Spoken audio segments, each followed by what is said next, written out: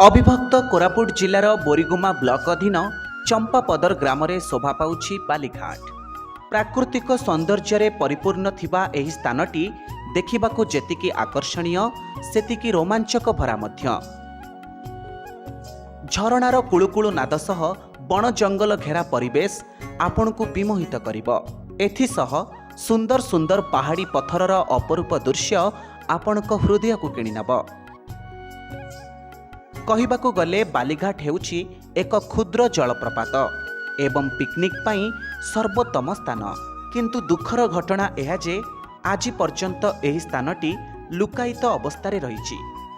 खूब कम लोक एही स्थान संपर्क रे जानिछंती।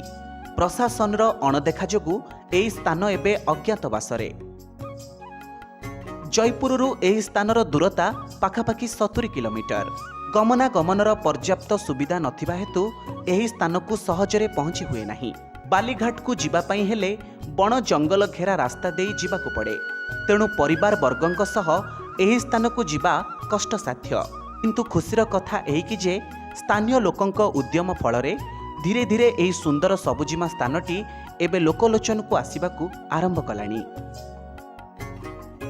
आपण बालीघाट को गले सेठारु 10 किलोमीटर अधीन रे दंडाबाड़ पार्क, मुरान डैम, शक्ति पर्वत भली अन्य आकर्षणीय स्थान को मध्य जाई परिबे, जहा आपणंकु प्राकृतिक स्पर्शर अनुभूति देव।